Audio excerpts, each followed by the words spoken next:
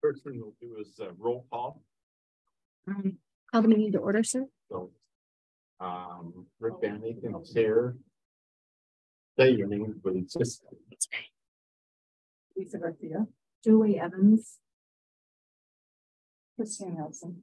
Okay. Okay, then you're recording all this. She's recording. Okay. We need to approve the minutes of when was the last meeting? Our last meeting. It's been 2 months. I have the minutes. I have one small note. I looked through again. I think the other thing was that Jennifer's last name is misspelled. But otherwise, I would look. Okay. I didn't even see the minutes in here. I think so. They were, the minutes say after the April meeting. I didn't even know I was going to be here for this. So yeah, the minutes shall stand corrected. Thanks for noticing. All in favor of accepting the minutes? Aye. Aye. We have a quorum, or we should establish a quorum. We have a quorum of 3 of us anyway, right? Mm-hmm. Okay, new business. Oh, that was the approval of minutes of April 19th. Consideration of this request for funding the downtown master plan. And so we had a recommendation from the staff report. Allison had sent us a staff report for request consideration funding. Isn't that? Yeah. Oh, sorry. I know. I had to fire it. Thank you all. Yeah, we're done. I won't even know. I will wait till the chair. No, go ahead. I'm going to put out the sign-in sheets.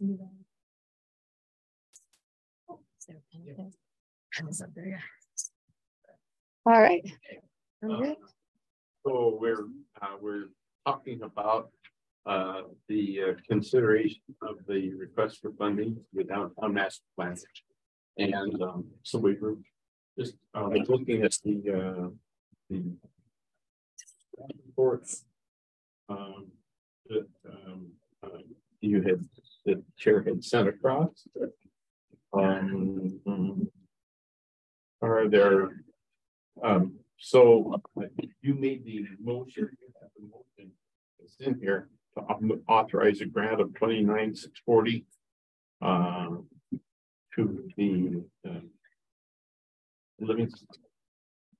Who's the actual with the downtown? So a motion. The funding. Motion would be for today. Yeah, you haven't. No motion's been made yet. No. Oh, okay. It just came up as a discussion point to add. Oh, thank you.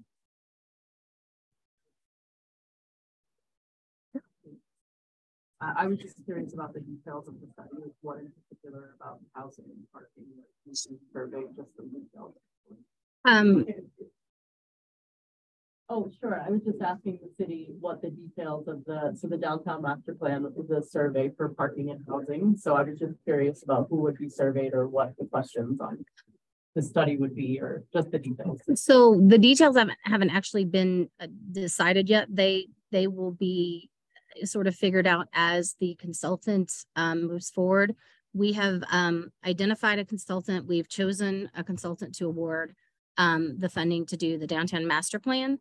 And we're not releasing that name yet because we are still working on the contract. We have until we are able to get it on an agenda or a special meeting for the city commission.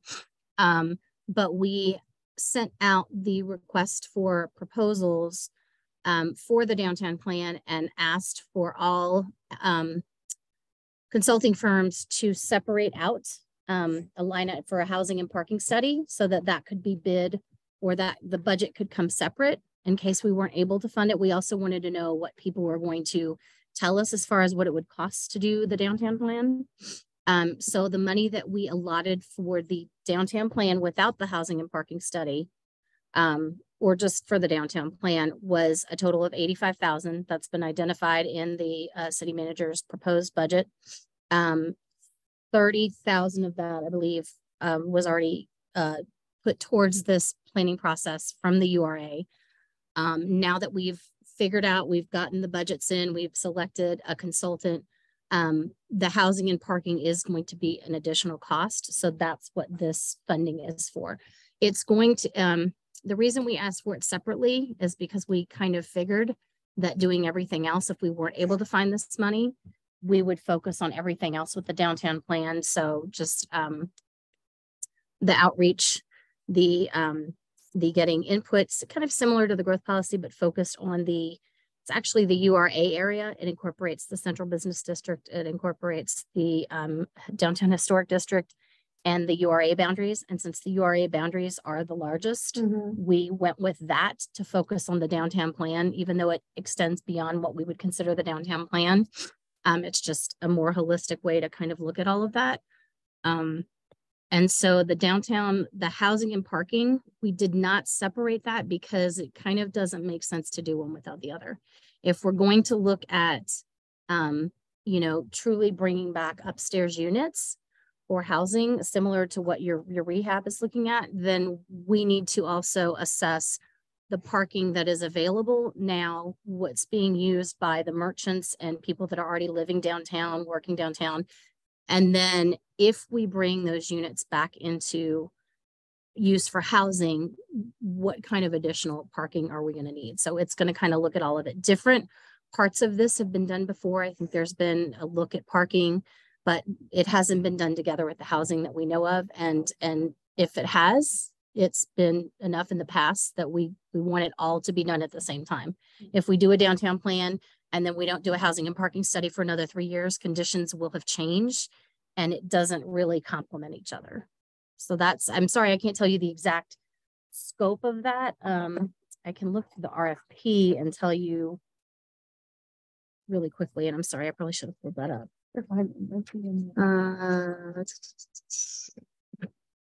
Okay, I'm gonna.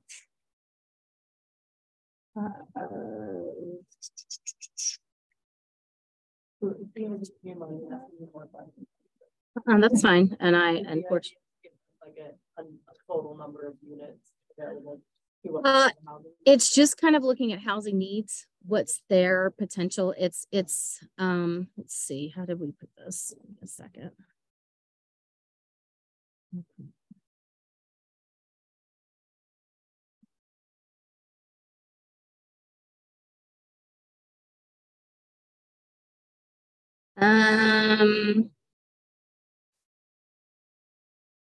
Additional scope of work, combined housing and parking study that identifies vacant and underutilized housing units in the downtown project area, particularly abandoned upper floor units, above ground floor commercial spaces. Parking needs to be evaluated for existing needs, like I said, and availability as well as for future needs based on the results of the housing study, basically to ensure there's adequate parking. If we're going to bring those housing units back into use for housing or for anything else, I think people realize right now there's kind of a shortage of parking in some areas of the downtown. And then on top of that, the parking requirements for downtown uses are cut in half if they're in the central business district. So this is just kind of, do we have enough parking? It's not automatically like, hey, we're going to figure out we need a parking garage and how big it is. That's not what this is about. It is really identifying what we really think is being used for parking right now. Do we have any additional areas that could be used for parking that are not? And then what are we going to need in the near future? So that's a very long-winded, hopefully gives you what you want. And the idea would, if the funding can be secured at the same time as the main downtown master plan, then all the studies, all the research can be it would all wrap up at the same time. Yeah. Versus downtown master plan has to finish and then we launch into the parking because they're already going to be looking at infill and redevelopment opportunities. We're also hoping for parking that they can get boots on the ground or whatever they need to start looking at the use of parking during the tourist season. The downtown plan, the estimate is to have it finished by the main part of the plan by May 2024. So if the housing study and parking study are going to be done at that same time, if they need to wait, then they're going to need to collect some of that information next summer. If we can get it so they can collect some of it this summer when we have a different use for parking than we would during the winter, that's kind of the baseline data they want to get.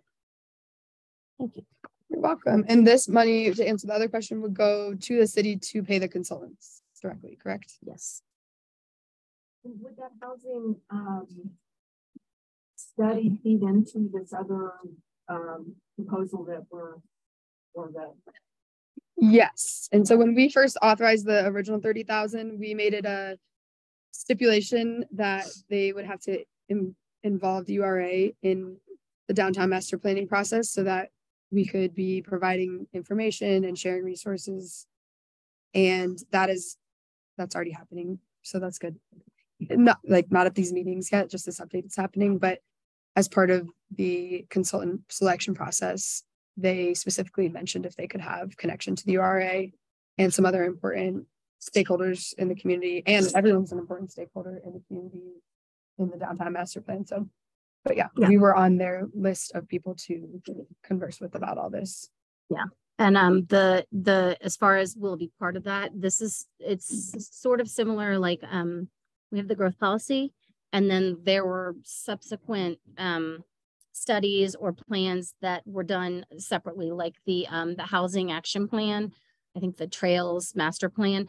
Those, when they're done, they are adopted sort of as appendices to the growth policy. This would complement the downtown plan. It may be an appendix, it may be part of the same thing, but it will complement the rest of the plan.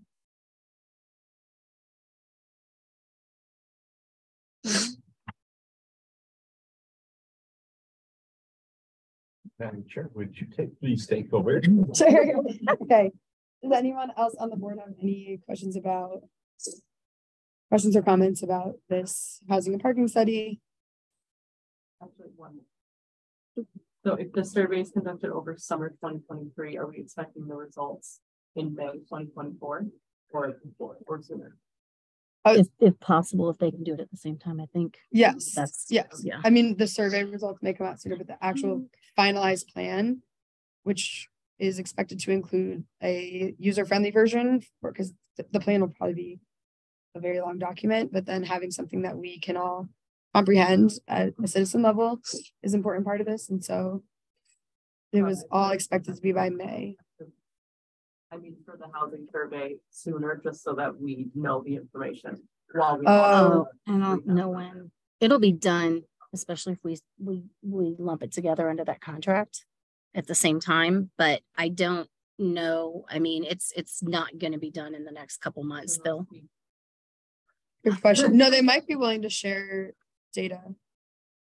I think they'd be willing to share data. Yeah. I'm asking that. That's something we should definitely ask when we meet with them. When we have stuff available, that data is ours. So yes, it's just, I think that they would probably want to be careful of releasing it on its own without any context so that people don't take it and not really understand the rest of it. Right. But yes, that data is ours. When they collect it, it's ours, meaning cities, yours.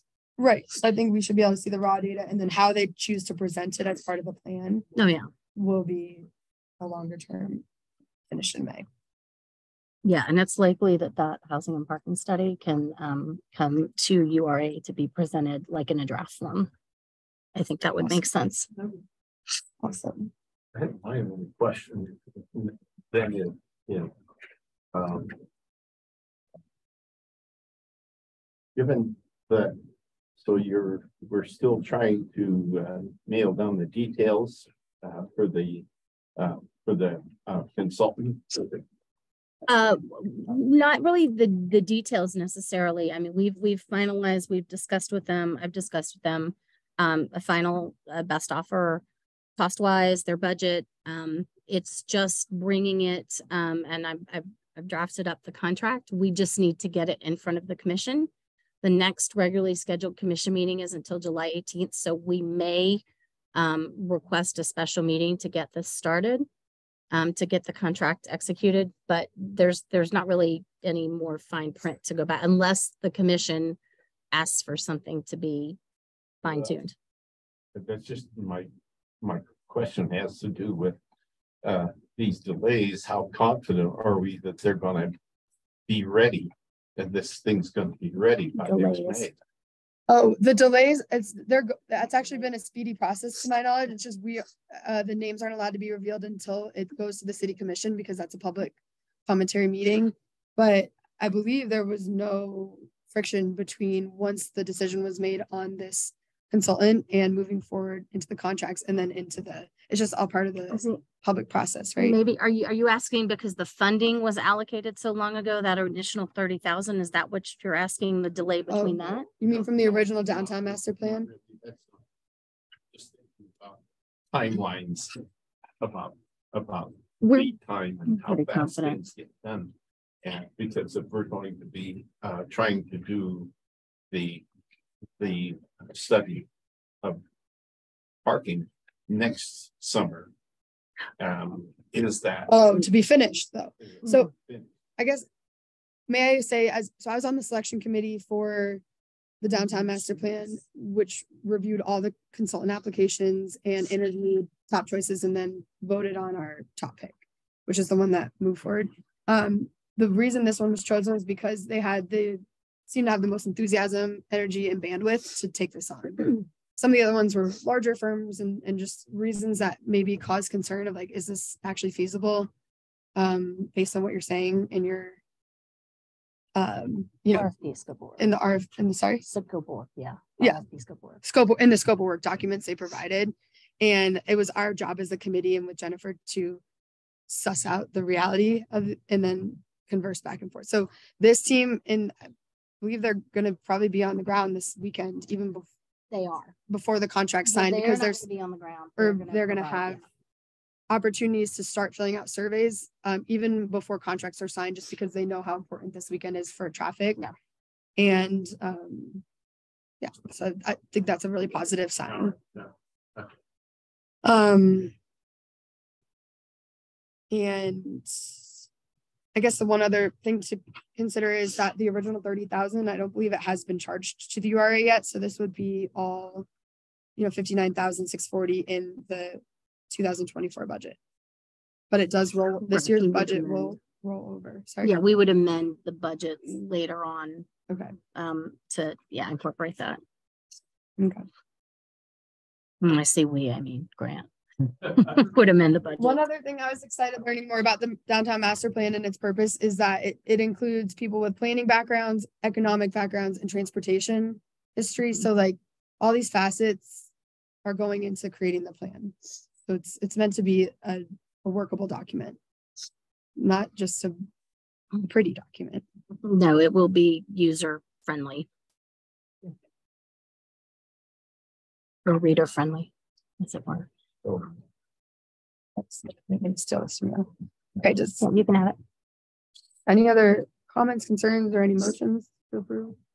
I can have this. Yeah, I'm messy. So we need a motion. I would love. Okay, so The motion. we have. Oh, Does she have to say the whole thing? Yes, because Okay. yeah. Oh, you got it? I was like, repeat after me. Here. No, I've got another one. Hang on. We could put it online, maybe. I'm asking to authorize. Yes. I move to authorize a grant of 29,600 support to the city of Livingston for the parking of the city portion of the downtown master. Yeah. Anyone second that motion? I can do it. Okay. All in favor? Aye. Sounds good. Thank you. Okay. The agenda. Okay. The URA board meeting has changed this week to a Tuesday time slot, same time, 4:30, and same location. We felt it was important to keep this location consistent because a lot of other community meetings are held here. And I guess that's the discussion. Is everyone okay with this as a board meeting time going forward?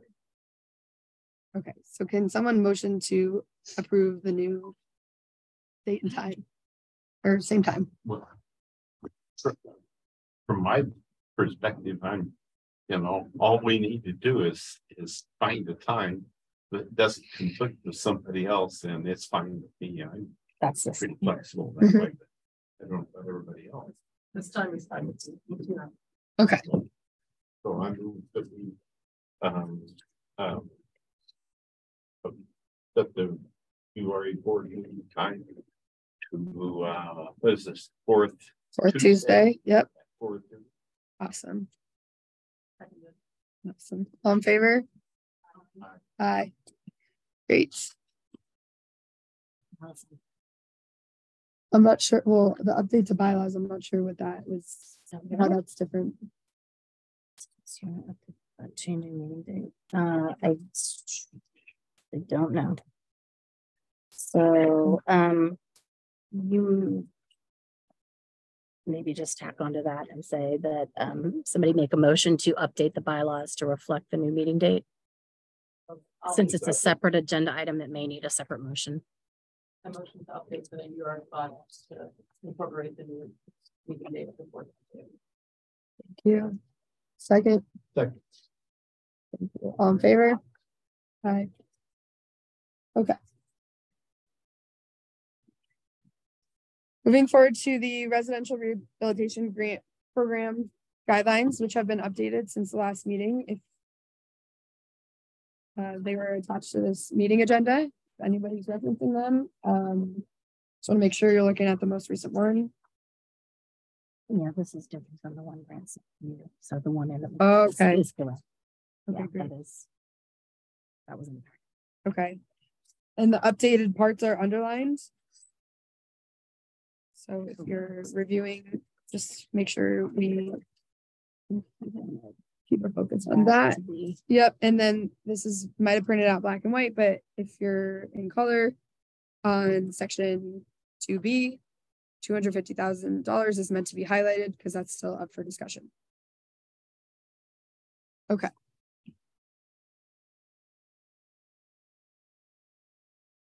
I think we should open up to the public first. Unless, okay. Unless anybody, okay. Yeah. We use the word improvements, including but not limited to. The word is absent. What does that mean? Where are we? I'm looking at page 2.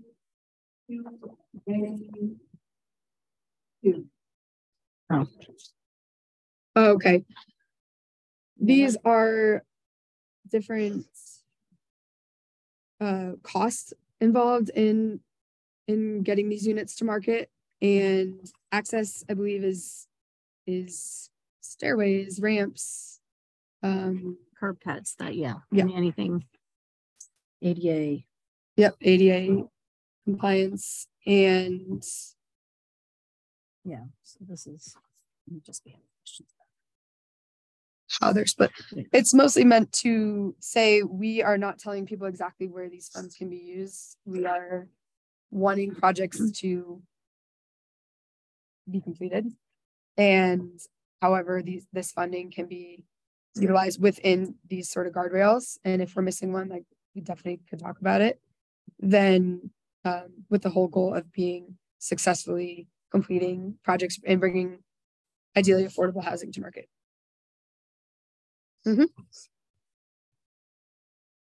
Any other clarifying questions or comments before we open it up? Okay. After we do the public. Okay. Yeah, I would open it up to the public, and then you guys can come back, discuss, and make your motion. Awesome. And does someone have? Are you the one able to set a timer on this? Or we can just do it on the internet? No, we're gonna figure that out Please and right thank now. you. Okay, so we'll open up the floor to public comment. Please come forward if possible, state your name and address, and we have a 2-minute limit on comments. Please keep it to the housing rehabilitation program guidelines, which we have included in the agenda and are available online if you'd like to take a look at those before you come up again. I have no idea how to do this, so we're just gonna. I can do it on my phone. Can you? It just won't make a note. I mean, I don't think it'll make a note. Oh, that's true. I can do it on my phone. I just like the noise so that no one awkwardly has to be like, with some Oscar music. Now, if I Clap could them load up. that, I Lisa, would. can you just clap them up? That would be way better than just beeping the Oscar music. To Yeah. Where's that? Where's my? See, yeah. Because I can do it too. I just don't know where my phone is. I don't know where anything is. And it's helpful if people could see it just so that there's Yeah, I just don't. I'll try to mess with it. The problem is I can't turn this view off, and so everybody at home is going to be. Yeah. even if it's on Google online timer. Yeah. So where am I looking this? I just did on Google. Online timer? Yep. There we go. Set it to Look at two. that. Yeah. Perfect. That's a 5 minute. Yeah, you could just click on the 5 minute thing. Or Look at just you. choose I it. don't Oh, know. I'm doing it. I'm learning. I think, are we doing 3? Is it 3 minutes? It's 3 minutes. Okay, let's do 3. I mean, Depends. thanks. We have the I room wouldn't have figured it. longer than past time, so okay. So feel free to come on up. Yes. And then as you're stating your name and address before or after, if you could please just write it down on the sign-in sheet for the records. Thank you.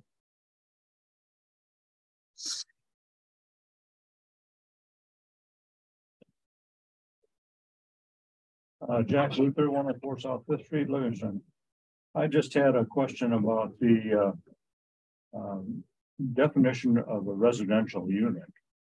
I looked at this the other day, and it may have been updated since I looked at it, but on 2A, number 1, it says the residential unit is a dwelling or living accommodation for home person.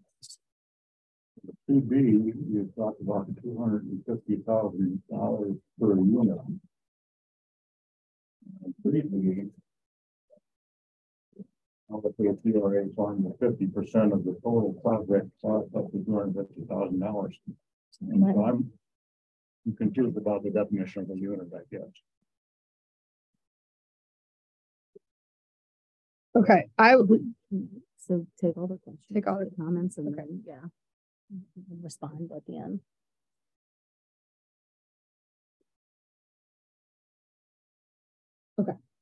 we will Anything respond else? in the next section. Oh, okay. But I wrote it down.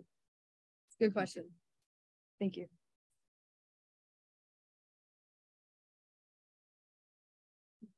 And you do have one person online. Okay. All right, I'll go. You go. Okay. Okay. Yep. Hi, Catherine Daly, 520 South 9th Street, Livingston. First of all, again, I really want to thank the Urban Renewal Agency and the City of Livingston for undertaking this effort. It is absolutely worthwhile. We definitely need to provide affordable, accessible housing for people working downtown, both renters and owners of opportunities.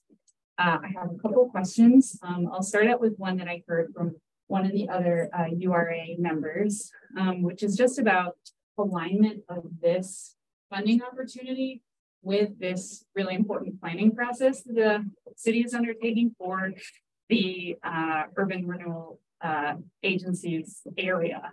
For me, I am expecting that the study that you all have commissioned is likely going to result in some information that could actually inform the guardrails or requirements of this grant making program, including, for example, ideas of number of and types of units, ideas of affordability. One recommendation I generally have is to use the HUD's income limits to determine levels of affordability and give prospective applicants an idea of what affordability looks like.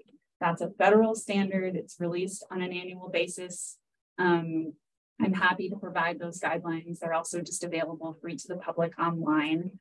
But in addition, in general, I think that alignment of this funding opportunity with this broader planning effort could provide a lot of clarity that I think would be very, very helpful to this grant making process. In general, as it stands, I think some more clarity is being needed to provide the most benefit to the community. Some other thoughts that I've had are just in terms of assisting folks who want to build affordable units, getting those units online, having a clear definition of residential. As a former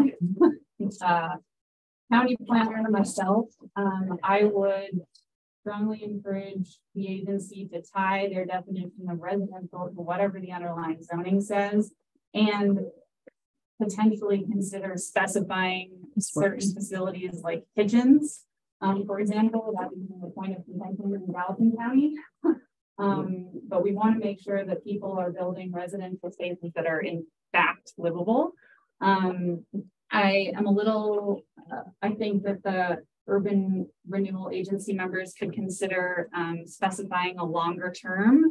90 days or greater is still a pretty limited amount of time to provide housing for folks. I think enforcement of this, any kind of agreement is that I think other folks will talk about. And I expect in their comments, other people will make many of the same comments that I have. But those are the initial ones. Thank you, Kelly.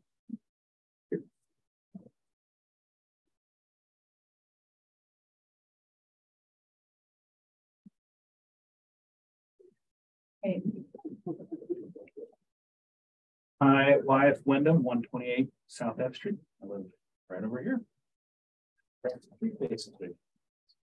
Good to see everybody. First, I wanted to say, huge fan of this proposal. I think it's one of the best. You know, my big joke with the housing action plan is there's not a lot of verbs in it, which is actually actions, and we're getting to some verbs. So I'm really excited to see verbs in motion. So Giant Plan. If you don't know, I'm CEO and run Basecamp and development. I spend maybe half of my time talking about affordable housing and dealing with affordable housing issues to try to solve it. It was tasked by me by our board, and they want us to figure the solution out. So I'm very vested in these projects, these programs, and I spent a lot of time talking about it.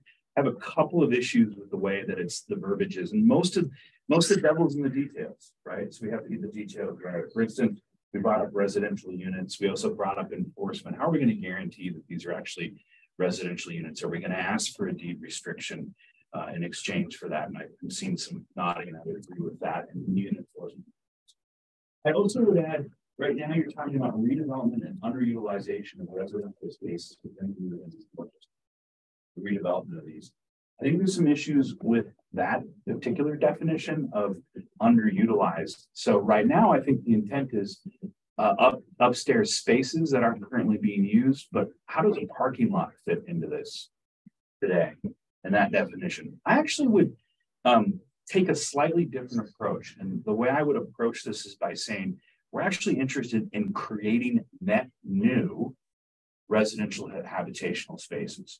Whether we're building those out of a parking lot, I don't really care, or whether or not we're rehabbing an upstairs property. Again, don't really care. I want to see more densification downtown, and I want to see approachable housing happen. So that would be one way I think that you could address this. I would also say Chairperson Tom Blue Rock emailed you today, saying he actually called me and asked me to come and speak on his behalf. He's got the same issue, and the reason for that is actually about affordability. In some instances, rehabbing existing spaces would be the most affordable approach. And in some cases, mixing in affordable housing and the larger developments would be the most affordable way to approach it. I don't think we should limit it, and we should encourage affordability. I would agree that we should talk about the HUD ratios for affordability. I think that should be in here. I don't think it's going to be the exact affordable definition that HUD gives. I think you should look at like a 1.2% of what they're talking about in there. But basically, here's where I'll wrap this up. There's a lot of language, I think, to be worked. You have great staff to help do that. I think you also have a few community members who'd be happy to help rework language too. But I would approach it from two angles. Are we creating affordability, encouraging money to be spent there? And two, I don't care if it's an existing space above a current commercial space or if it's a net new, as long as it's net new. I don't really care. I just want to see net new development happen for people to be able to live downtown. versus a rehabilitation. So happy to help any way I can too. You guys need to get in touch with me, everybody does. So I'm happy to help. Thank you, Wyatt. Yeah.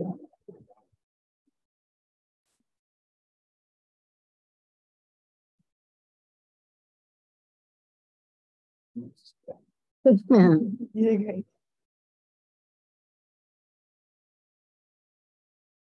How you doing? My name is Manny Getz, and I'm at 302 Old Hyde Park Road. And I want to give kudos to all the hard work that went into this. I started with URA back when it was really originated here in Livingston, and had a couple questions. I right now represent Rocky Mountain Economic Development in Park County and Gallup County. And I met with some developers actually this morning, and I meet with developers from around the state that are looking at interested projects in Livingston for affordable housing and residential housing. And a couple of things that came to fruition as I was looking this over is this funding preference shall be given to projects that contain affordability measures for residential units. So I'd like to see a little bit of clear definition of how that preference is gone. Is it based on date, time, size of the project, and so forth? You know, in reference to somebody coming in here and putting a project together for housing, and then because it's not necessarily workforce housing or affordable housing, gets put on the back burner, and they invested a lot of money into our community. So I think a little clearer definition on that. The other question I have is, I'm not sure how much money is in the URA fund right now. And then how much money is going to be appropriated, you know, the raise money, because we got to put bonds out there. And then the repayment on those bonds, because when I look at some of these numbers, the repayments on some of this stuff, the bonds got to be paid back in 10 years. So when you look at $250,000 and you put the interest on that money, back in 10 years, you're looking at a $3,000 a month payment. And that's not an affordable payment in my estimation. So I think we need some clarification or some research on that. Thank you. Thank you, Andy.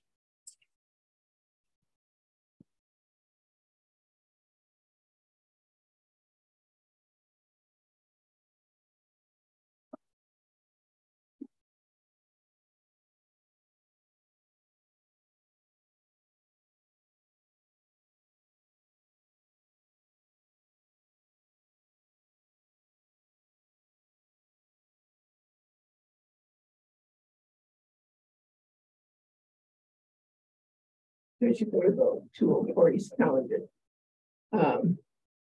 So grateful you're continuing to work on this, because there's so much right now that, as Manny and Wyatt have brought out, that really needs some serious look by financially literate people. And I was going to talk about two quick units. The owners downtown that I talk to are just simply not particularly interested in anything but partial affordable housing in their large buildings. My son and I own 65% of the Graybo, 9 owners. The Murray is 25 owners. Kind of minimized. This is just not realistic at all. Our costs have almost tripled.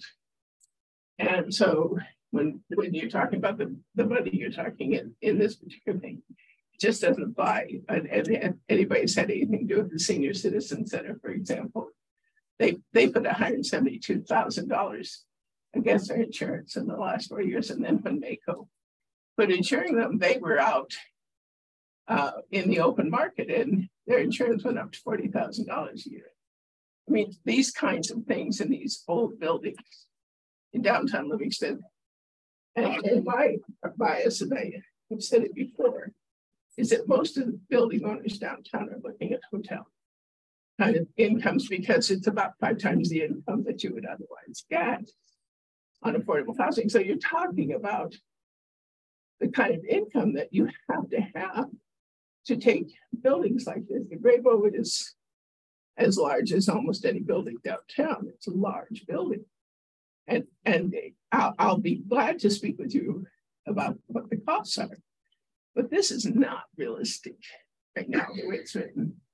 And it would be really helpful if you spoke with the building owners themselves, who are mostly looking at hotel kinds of configurations for their second, and very seriously looking at hotel configurations for the second story space. Affordable, good work on part. And the building that we have is hotel, is it's all apartments. So it's hotel suites, it's expensive. It's no matter how you look at it, the rent is going to be expensive because the costs are so enormous. But downtown, I personally love the idea of HRDC building buildings outside of the downtown. I think we need to keep that income producing. Thank you. Thank you. I particularly like you talking with Wyatt and Fanny, as well as me, but they're very good. Thank you, Patricia. Do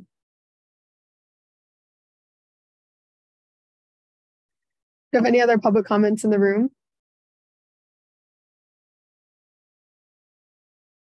Any public comments to be made from online? You can raise a hand or drop a comment.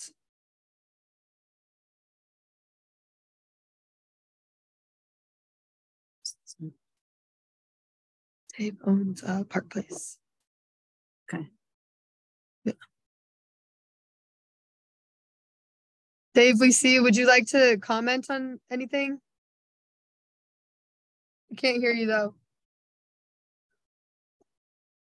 Oh. Yeah, can you hear me now? Yes, thanks. Good. So I wasn't really prepared to speak tonight, but I really think there should be some kind of comparison of what it costs to rehab a downtown building versus a newer building. I haven't seen it, so hopefully that would be in the big analyses of what is most affordable. I also think it's a little bit unfair to the downtown business people not to be centrally involved in the decision making, because it's important. That's their livelihood, and it's important to the character of the town to have at least some boutique hotels down there. And so no one's spoken about the number of units that are actually realistically affordable, under what money is available, and et cetera. And rehabbing these buildings gets into big money when you start going into if you starting to bring to modern codes and things like that. It can be more expensive to rehab a downtown building than it is to build a brand new one. I personally would like to see the city to employ housing on one of the city lots somewhere in town, and that would be a good start for affordable housing.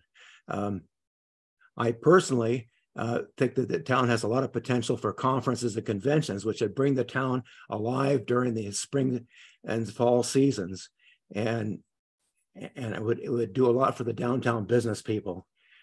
So that's what I've been trying to promote, and I think there's a good case to be made for that.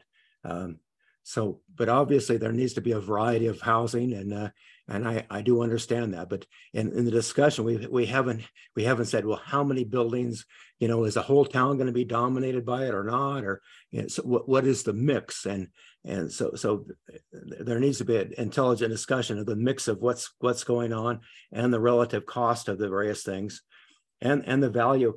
The downtown is one of the coolest ones in the whole country, and it's a very valuable resource to the town to have a viable downtown and with a good mix. So I'm hoping that whatever consultant goes in on this doesn't just say, well, we're going to make it all affordable housing and screw the downtown business people. And hopefully there will be a good variety. I grew up going to downtown Los Angeles, California, and in the old days, and it was a really nice to have a variety of incomes and people and so forth. That makes for a better society when you have a good, healthy mixture. So I'm again, I don't think I have anything more to say. Thank you, Dave. Would you mind stating the address that you're identified with for this comment, please? Well, yeah, it's 113 West Park. Yes. It's business, but okay. Thank you. Thank you. Welcome. Okay.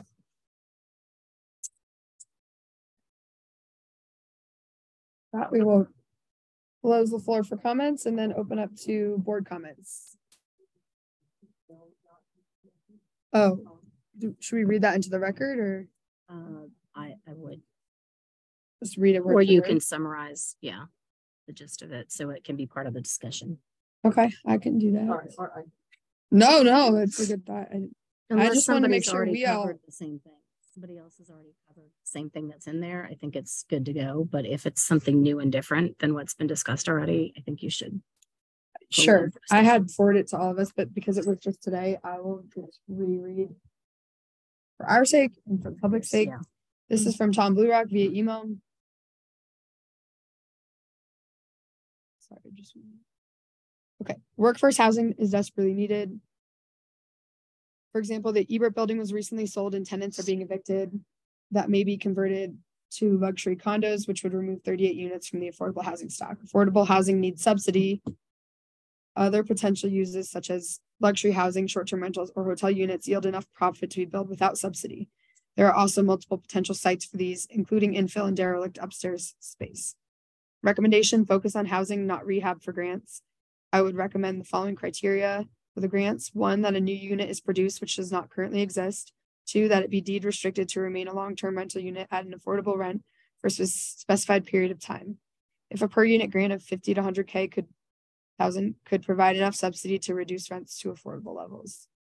I hope you will consider these. I think they align more with the city's needs.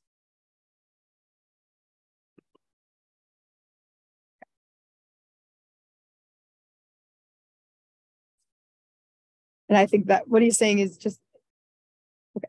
I want to start off by saying thank you to everyone for coming and for the continued feedback. And we really look for feedback from community business owners, stakeholders, to create the best program possible.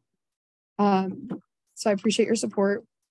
And I also wanted to note, as I may have in the past, that this document is meant to be intentionally vague, which is in order to increase applications, because all these applications are going to go through first an online vetting process and then the URA presentation and voting process, which will be open to the public in these meetings as well. So my thoughts, and you guys can also talk to this point, was that we have heard a lot of potential options, and I haven't heard of any specific rehab or new development project that is interested in getting this funding, has come to us with a preliminary application or any questions. I've heard some incredible feedback and guidelines on how we might consider talking about it, but it feels very abstract until applications are coming through. And our purpose was to keep it vague, to get this out to the public and then vet it through the continued meetings and applications and continued community feedback, downtown master plan, and all the above. That said, I do understand that some of these definitions are confusing. I personally did not realize that this new version, it does come across as very much rehab, which to me seems only second floor. And I think the original intention was to make it infill also as a possibility. Of course, everything will be scored and voted on based on all the different criteria, but we certainly could make it clearer in this documentation that if you have access to a lot that's currently used as something else or being torn down, that will also be welcome to apply, at least for consideration for the grant funding. So that's a good note. The definition of unit is individualized housing. Like when they say one or more people, I guess it's like the four walls that surround. This is not good wording. We will work on this. But unit meaning like if you say there's a 10 apartment building, this is like the price available per unit of that. and the developers and building owners would apply on a unit basis, which also means if some of the units are affordable and some are not, they may apply for grant funding for the affordable units in their building, and we wouldn't consider as much the non-affordable. So does that make sense? The definition of unit, although it's not quite that, obviously that will come across much better, but that's what we were talking about in this case. The 250,000 is strictly a placeholder that wasn't meant to cause any concern, ruffle any feathers. Again, a placeholder because until the applications are coming through, we need to be able to understand how much these units are going to cost to rehab or build new. And Tom's email, helped kind of guide some of that. And we had heard about some previous projects in the like low $100,000 range per unit. So I think 250 was just higher just to incorporate maybe more, but we could certainly lower that if the board agrees that is far too high of a ceiling. Let me just comment on some of the public comments and then continue this discussion. So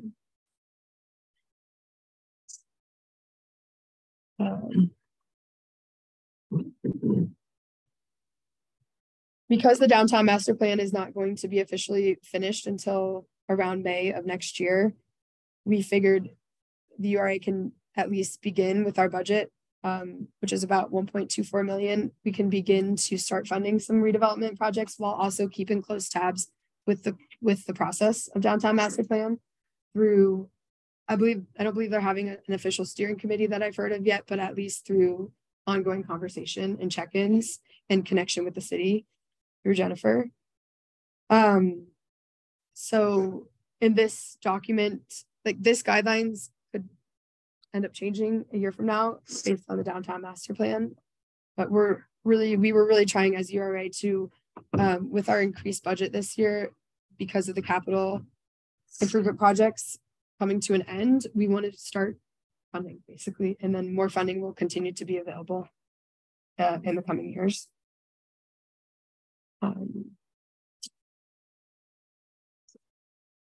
I wrote down everyone's comments on definitions of residential, definitions of affordability, tying it to more readily available resources, deed restrictions, new development.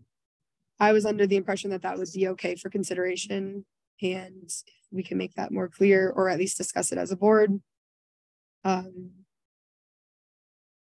And I guess I just want to start conversation with the board, and then we can circle back and see if there are any other specific comments that need to be addressed. But I think a lot of it is on the wording, the definitions, the limitations, the research backing by, what's going on with the downtown master plan, also by talking to the developers, building owners, and what they know to be true and what people are willing to move forward on right now or considering moving forward on right now, and how our program and or funding plays into those projects.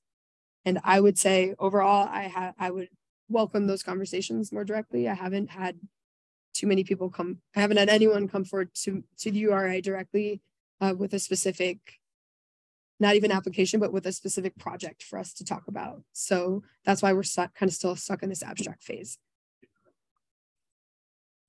Oh, sure. Okay. Well, and that's why we have it.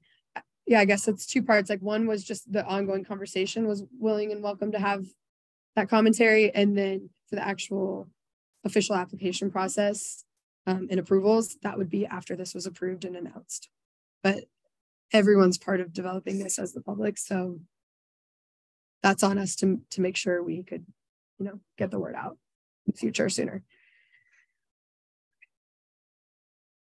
Anyone have a comment would like to start?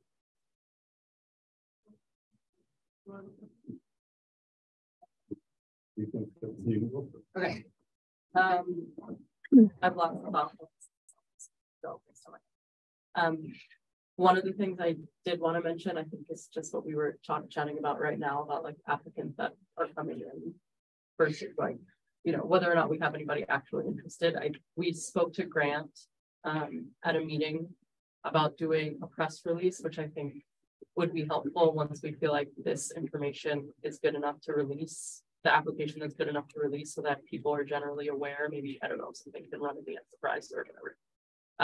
And then something else that I wanted to bring up again is an application window, because I think the $250,000 per unit for me is really difficult to judge, because we could get one applicant, or we could get 100, or we could get one day and then 3 months later get another one. And I don't think we're going to be able to judge unless we do like a pilot window where we, and everyone quote unquote, knows that it's happening. We do a press release, have a pilot window, and then if we want to keep things a little bit vague so that we can sort of figure things out and let people know why or why not we think they should be eligible, then we can do that within a window and release that information back to the applicants. A rolling window, to me, I think I would have a lot of difficulty if just one person came and presented to us an application. I feel like I do not know how much money to approve if you're the only person. It's quite difficult.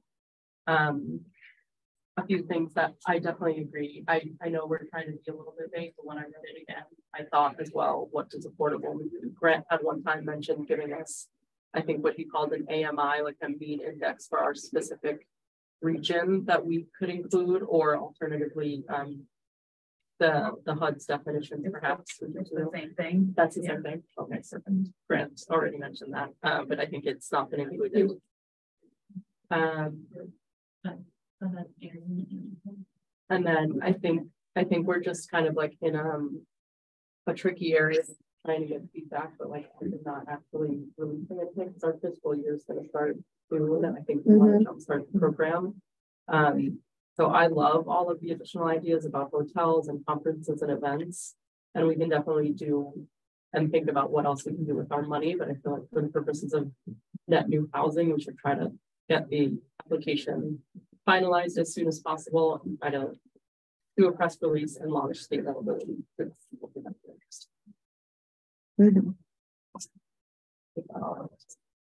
Oh, also, I think we mentioned in the application that there's an example of an owner participation agreement attached. I didn't see it, yeah. As well, just to look at the detail of what folks might have to sign. Grant the money, and as well as some additional barriers around enforcement. It says that we can enter a unit and kind of check things out as it's developing, but I'm still unclear on how we might, for example, ensure that after 90 days, someone would then just turn it into an Airbnb. You know, I don't know how we'll enforce that. We might, maybe not for the application window, but we might want to think about that for the long term to make sure we're not giving them away. Different things. Yes, and on that note specifically, the long-term greater than 3 months in 2A1, that was added. I believe that means per unit, but the time frame was meant to be a lot longer than that. And I don't know if there's another place in here that mentions that. It didn't mean you need to create affordable housing for 3 months, and then those units need to be rented out at least 3-month leases for X amount of years, which I think is still up for determination. I think that's also hard. I don't know how we would. Right. It still is a good question about enforcement. I just wanted to make sure that that 3 month that was added didn't cause too much confusion. I tried to do that, but I think that's all. That's great.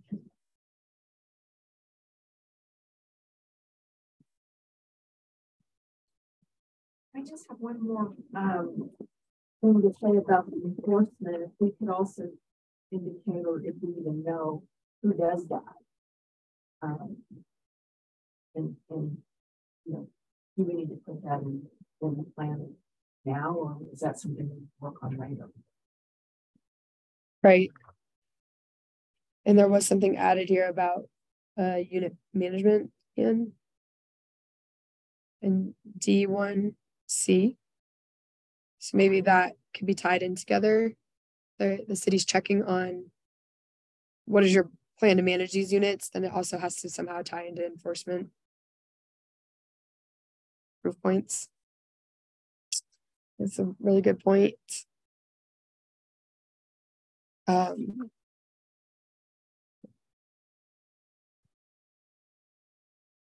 agree about the owner participation agreement, and I feel like we have a lot of people in this room that would, if that were available, could help us understand if these terms are realistic for the owners, because to Manny's point of, if the bond cost is extremely expensive, then how would it all shake out? And part of this funding, because we didn't know how many units are going to actually apply and in which time frame, a lot of this experience we're basing also off the facade grants, which we've done both a rolling application and a limited window, and we've just seen the inconsistency. It's obviously a very different project I'm not trying to compare apples and oranges, but at least with the application part of the process, we've seen a lot of inconsistencies, and it makes it hard for us to determine how much funding to give out per project. And then also the timelines with any amount of construction is always different than what comes to us the first time around. And so, for example, like having it be reimbursed over several years, the thought there was that it would make us able to afford more units up front if the financing were available to then, pay it out over X amount of years to make it possible. But I haven't heard direct feedback on that, if that's not really realistic for a building owner to do it that way, like if it is too expensive. So I worry about it says may occur over several years. So again, a lot of this is like it may, but it may not, and each of those will be determined with the direct applicant on a case-by-case basis. So I guess it doesn't bother me to keep things like that in if it may not have to happen, but questions like that I have for like the actual applications, and if that's a viable funding solution for people, or if that's just kind of creating more of a headache for people to go out and find the rest of the funding and then finance it and pay a lot of money over the years to get access to the other money when we're actually going to be the ones paying back in the end. It just feels like a lot of lost money there to me. And can I limit the fact that, and you can tell me. Just needs to come up to the. Yeah, you just have to stand up, please. Repeat your name again, why? You're talking about applications for sizable projects, and just these projects have very long life cycles just in planning. So when we think about like just getting to the point where we know what a budget is for a project, especially for like a remodel. Say today we were on site with an upstairs downtown project that will be multiple millions to do. And it will take another 18 months to get through the planning cycles between engineering with 2 staggered periods of demolition inside of that in order to understand what's going to happen inside that. So for me to come to an organization body like this and provide a credible application, it's going to take some time before we can get to that. The reason why I give that perspective is when we begin to plan a project and you're talking about unspecific intent, I'm going to live with specific intent, even if the details aren't worked out. And if the details are, we're going to negotiate this with our city and then get approval, that's fine. That could be the details. But I think specific intent helps us understand certainty of availability of options and funds in the planning process. And so you may like, I don't think there's people basically like who have architectural shovel-ready drawings sitting around going, man, if I just had 50 grand, I would do this, right? So, but when I do a feasibility study like we did today for somebody, which we do for free all the time. So if you want us to come down and give you a feasibility estimate, we're happy to do that. We walk through projects with people and talk about what it's going to look like. And I appreciate the clarity. And just trying to give the perspective about how these sort of life cycles, much less if we did something sizable, like maybe 50 or 100 units, that would have a multi-year planning to get there. So I don't mean to, and you can tell me just to sit back down, but like I hope you understand that maybe the reason why you're not getting applications is because one, I didn't know this was available yet. Right. And two, there is if you can give me a little bit of certainty that says these are the things that we're really interested in with some clarity. And I hear where you're at with Gallatin Valley. Those will make a difference for us in terms of our viability of planning. So it isn't it's not a criticism. I'm very comfortable with a lot of vagary if you are clear on your intent, or I'm comfortable with a lot of definition. Right? In the middle is really hard. That makes sense. So I appreciate you letting me make a comment. I know. Thank you. Thank you. See, I broke it. Sorry. I apologize. Jennifer is going to send me that email. No. Thank you. No, Yeah. We can have some comments, but we do have to put a time. Sorry. 30 seconds. There we go back. Thank you. I have worked with economic development. There's a lot of Patricia, I'm sorry. If you are going to talk, just speak for the record. If you can come up to the lectern, just so that the owl thing can hear you. I apologize. It's just for purpose of public meeting clarity, transparency. I mean, just a great one. Go for his calendar. For thank you. 25 years, Fanny has worked with Northern Rocky Economic Development. I have worked with them. There's a lot of really remarkable information that could clarify some of the things. The city hasn't necessarily gone on board with that organization, but I endorse the norm, and I think it helps clarify a lot of the financial issues that are involved. Okay. So, by online or talking to people? He's on the board too. Pardon me? Yeah, I'm on the board for the yeah, he's on the board, so he'd be the person you can talk to directly. It's been very helpful. Thank you. Sorry. It's okay. No, I sort of opened it up by putting that big question out there. Like, I wonder if anyone here knows more. It was an invitation. Catherine, can you come back up? Catherine Daly, 520 South 9th Street, Livingston, Montana. Yeah, I just want to reiterate what Wyatt said. In my experience, also working with developers who are trying to navigate processes and regulations, some clarity can be really, really helpful in ensuring that all of the legwork they do to prepare a project is going to be in alignment with, you know, the folks who put the opportunities together. And to that end, I think something that could be really useful for this particular grant opportunity is to, you know, have two criteria that represent the core values of your program lumped together in the proposed grant making guidelines, which are the number of units created and the affordability of said units. And one way to provide greater clarity would be to separate those criteria out and add some additional supporting details related to. Or leave it very. Yeah, or leave it really, really vague and let us enter into it. Yeah. Either one. Yeah. So I guess my recommendation would be, especially with affordability, I would specify what you're after. And then you'll get it. And that doesn't necessarily mean it has to be a really low area median income. I think the range is very helpful. But again, just having some clarity about, is this project going to bring a bunch of units online? Is that the real strength? Is it that they're going to bring really affordable units online and you know how affordable they are? I think that's why they're priority. Is it some magical unicorn of both? But I think separating those things out could be really, really valuable. So that's just another recommendation. And again, I agree with your comment about having a rolling application period would make it very difficult to evaluate and compare projects. And so having a more specific window, having that clearly announced so that our development community has an opportunity to prepare and put their best foot forward. Thank you. Awesome. Thank you.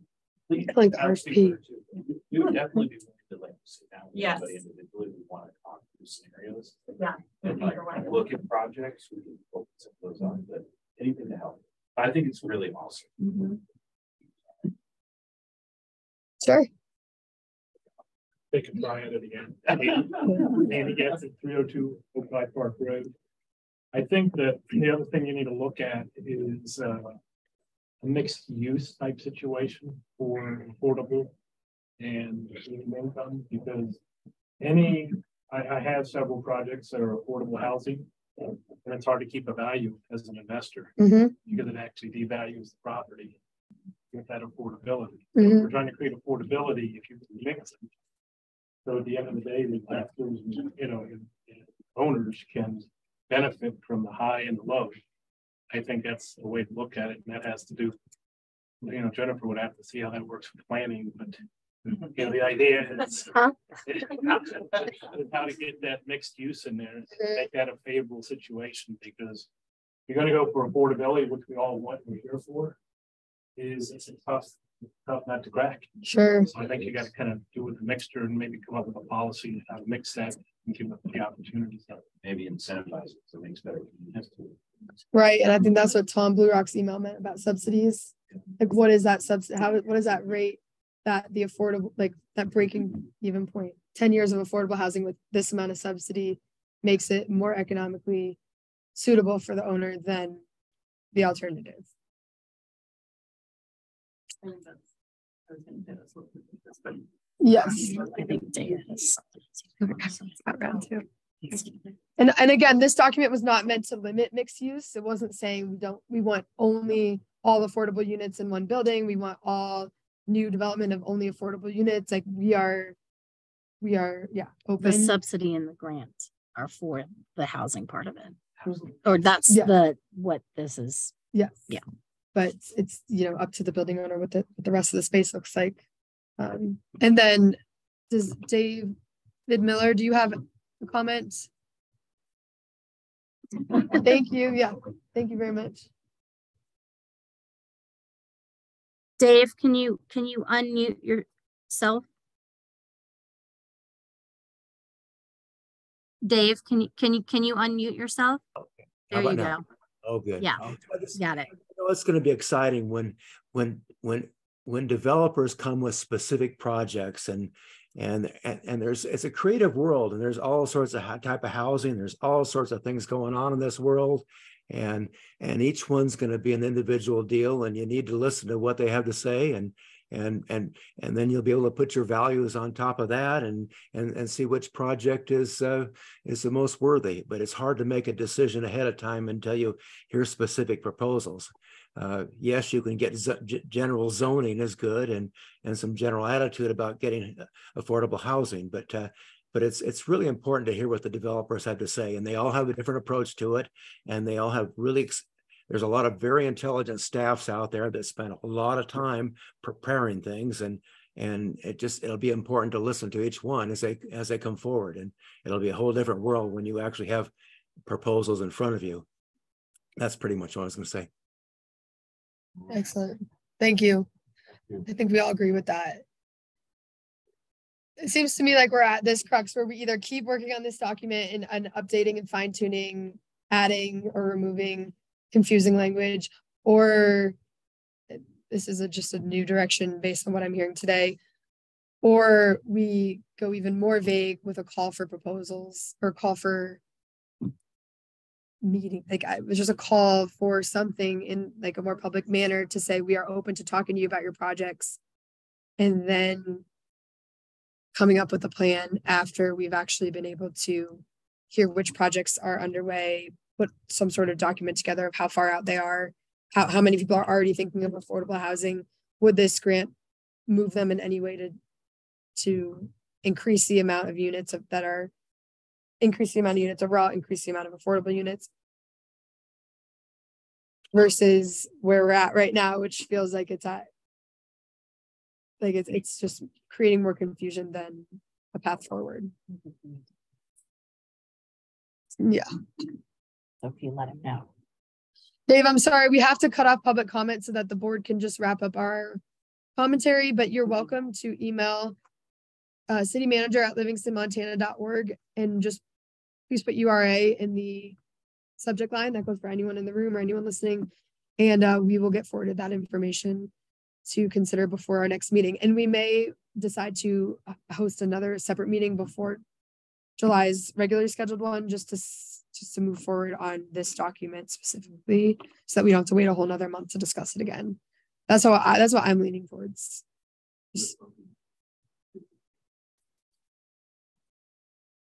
General public comments, yes.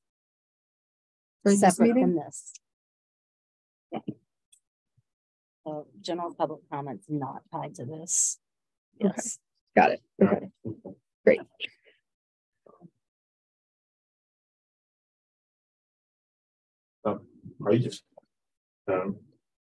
I just want to say, I really, really appreciate all the comments and stuff. You start to realize how many people there are in the community that have a lot to offer and can give us a whole lot of insight. Because I don't know about everybody else, but there's a learning curve involved too.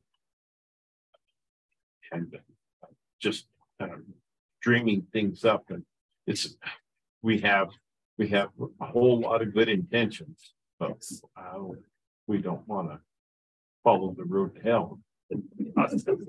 So I'm inclined to think that if I feel like it's not ready yet. That's my instinct.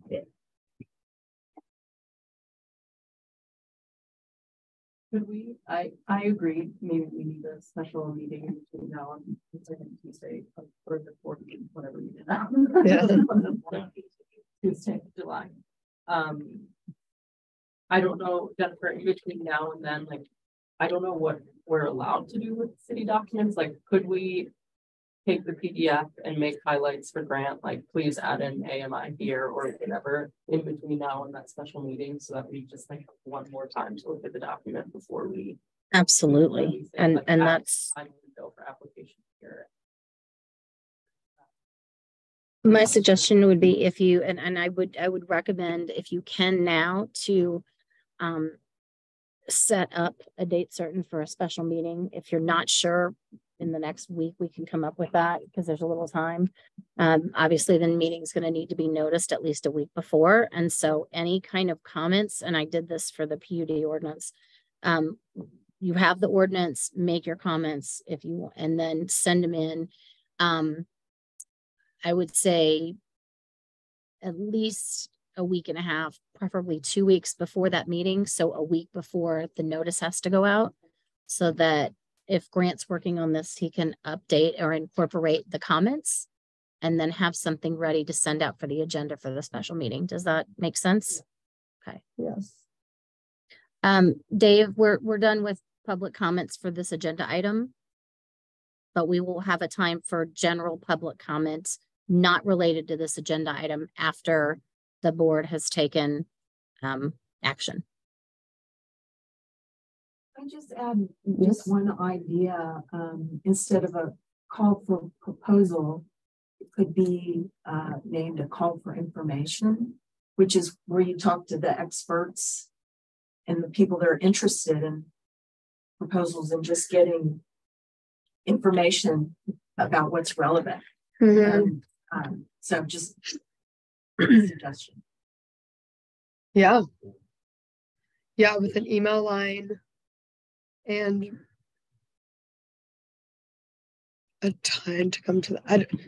I'm wondering what we can do outside this meeting personally to collect information. You can always, like you just advised, have people send information to city manager.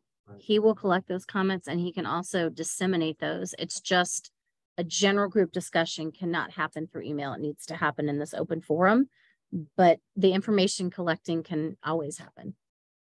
And if he's the one, if Grant is the one that's sort of drafting all this and incorporating it into the draft document, then he'll pull all that together. And like I said, it needs at least a week lead time, preferably to get that all together before then it's posted for the public at a special meeting.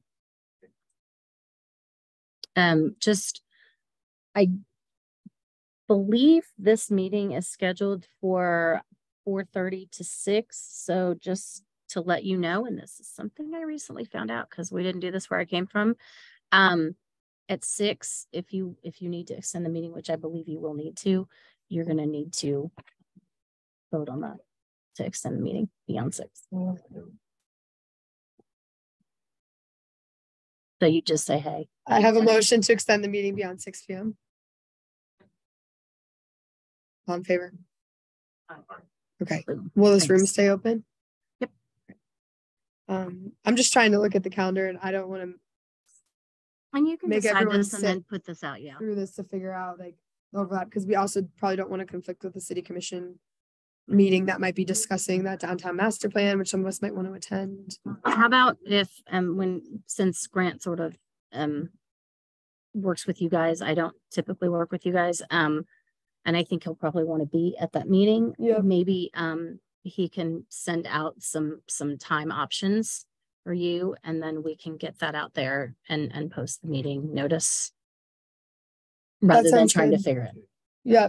So if everyone could just summarize their comments, it'd be really helpful. Even though we've all been taking notes, it'd be really helpful if you want to go back through this document and really think about it holistically too. It doesn't just need to be nitpicking parts as they're currently laid out. This is still very much a working draft. So if you think a different section needs to happen or a different statement at the top, like wherever you read it through a couple times and just note what you would like to see changed or added or question or removed or just questions about, then we can have a hyper-focused meeting separate from our monthly to hopefully come to a conclusion on how to release something valid to the public that meets the needs of, specificity and all the. So thank you in advance for taking some time to just really sit with this document, reflect on the comments we've been hearing and we heard tonight, and knowing what we know now of like how to move forward in the most reasonable way. I appreciate that feedback. You could just send it out to the group, please.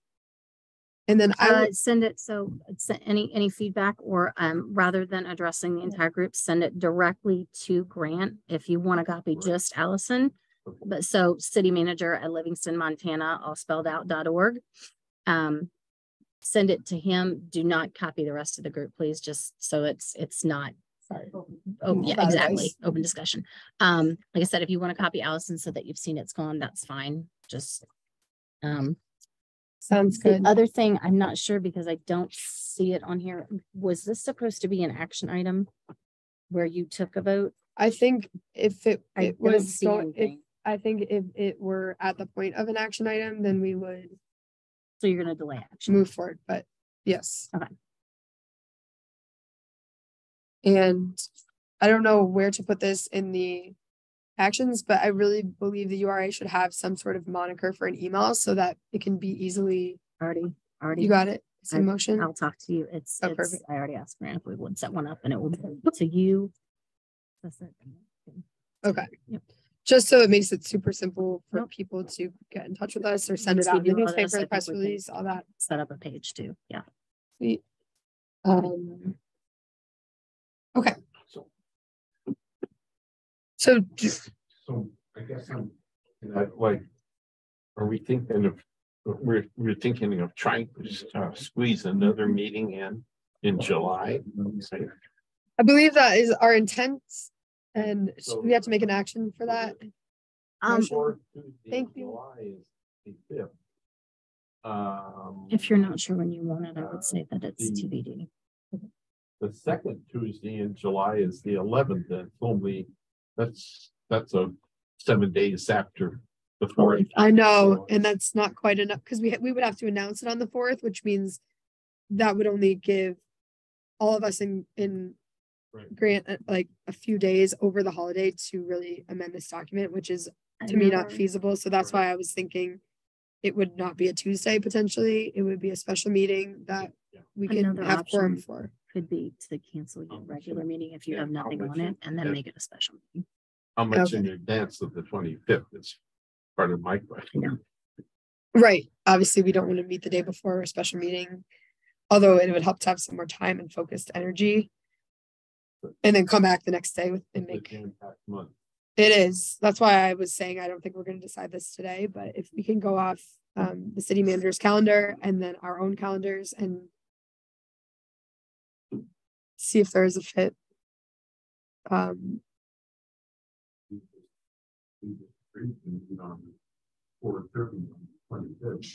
We did, but we can always cancel that meeting if we don't have enough on the agenda, if we don't have anything pressing on the agenda, and then make this our meeting in July as it is our special meeting, but then alleviate ourselves of the 25th if the action can be made at the special meeting. That's really the bulk of what we are working on right now. So it seems feasible to me that we won't have any additional discussion items in July because it is such a busy month. And this is our main focus at this point, that this will be our July meeting. And so we're not trying so hard to compete with not being too close to the 25th. Or it would just be helpful to get it sooner because the budget does start July 1st. So any amount closer. It can be amended at this point. I don't think the budget's going to be amended anyway before, so it would just be amended after it's adopted. That's not a problem according to Paige. Okay. Just FYI. Okay. So we'll try and find a date over email and we'll collect comments. City manager, please. And with that, open up the floor to any remaining public comments.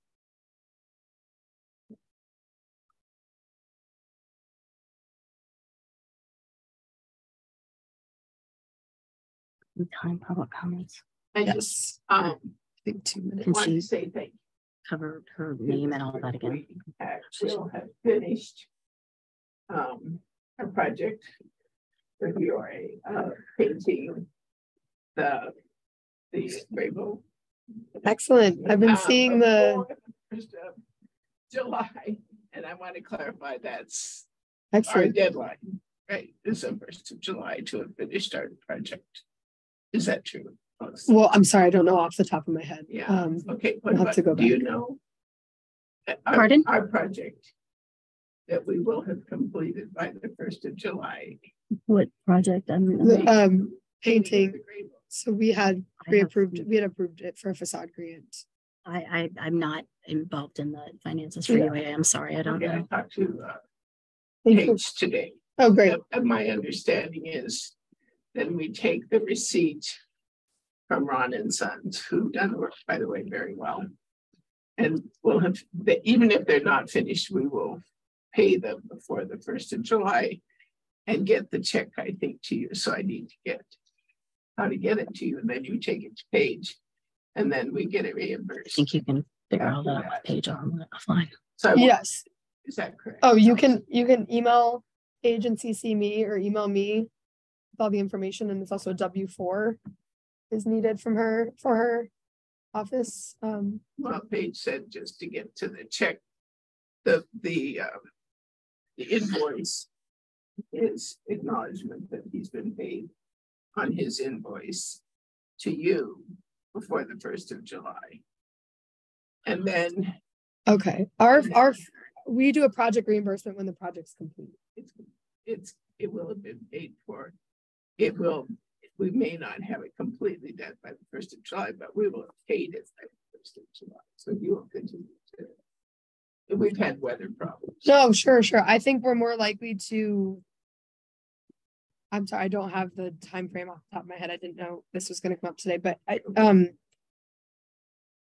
think it'd be more likely that we would extend that window because of reasonable delays for the reimbursement versus reimburse before a project's complete. Because I'm sorry, Patricia and Allison, I would recommend maybe that you take this conversation offline since it's not a general public comment, and you can work with Patricia and Paige to set it up. Yeah. Yes. And congratulations on doing the work. Yes. Thank you. Yeah. So I saw him changing out a window today. I said I saw him changing out a window in your building today. They are working. Yeah. So it looks good. I would. It looks really nice. it would be great if you could have us, both on email, or I can loop her in At the end of the meeting. I don't have time after the meeting today, unfortunately, but we can set up a separate. Can I get your email? Yes. You should have it. I'll write it for you though. Yes. Christopher, right? Actually, I just want to contact this Cliff Rogers, also 240 Calendar Street. I just wanted to pass this around just to, reduce it from abstraction. That's those guys paying here. If you're welcome, you could just pass that around if you want. So people. That's the people I saw today. Awesome. They were on one of those lift things. That's great. Yep. Awesome. I think. Okay. Any other public comment? Okay. Unmuting. Dave, can you unmute yourself again? Oh, wait, are you please? coming up? Oh, okay. Hang on 1 second, Dave. We're gonna do the room first just to keep consistency. Yeah, it's Manny Getz, 302 Clyde Park Road. I was just going to share with you that as far as professional input, you have a builders association group here that has not just builders, but developers that belong to it that are supported by the state. So I think that's a great resource. And if you want to talk about how these things take place, they'd be more than willing to come in and chat with you. Excellent. The Board of Realtors has a good group of people here and realtors in Livingston who would also come in and talk, because any projects coming into the community usually go through the realtors, agents there, builders association, or the bankers. And I can't speak for the bankers, but I know most of them in town, and I think they would be glad to meet too, to give you input, because they're usually funding projects up front. Right. So they could give you some good input on what it takes to get a project to you guys. Because there is, as Wise said, there's thousands of dollars are being spent before they even come talk to you. They got traffic studies, they got impact studies, they got all kinds of things. And most people, put yourself in those shoes. If somebody come in and say, you want to sell your property, and so can you wait 6 months? We got to go meet with the city, we got to go meet with this. You say, no, I want to sell it to the guy down the street that wants to buy it now. Mm-hmm. So I think talking with those folks, give you some good insight of what's going out there in the market. Thank you. Thank you very much, Manny. Thank you. Okay. Anyone else in the room? No. Okay. Dave. Yep. Okay, Dave, you're on. Thank you. I want to share with you. I live in Steamboat Springs, and there's a very, very, very strong group with issues about affordable housing. It's been for years, and it's also an old historic town and it's got a lot of experience behind it, because for years there's been affordable housing movements and so forth. And one thing I'd like to share is that, yes, there's been all sorts of proposals. Some are turned down, some are accepted, some are funded, some are not, et cetera, et cetera. But the interesting thing is that I can't think of any that have been right downtown. They're usually buildings in the periphery of downtown. And so when the dollars start coming out and all feasibility comes out, it usually ends up that it's not straight downtown. It's buildings that are associated, that are adjacent to the town. And that's just what I wanted to share. And I know people that I could, if you need other people to talk to that have been down the road that have your viewpoints in mind, I can help with that too. So if that would be helpful, because they've had a lot of experience in Steamboat about it, and it could be helpful to see what's happened there. That's all I had to say. Thank you very much. Thank you. Okay. Moving on to board comments.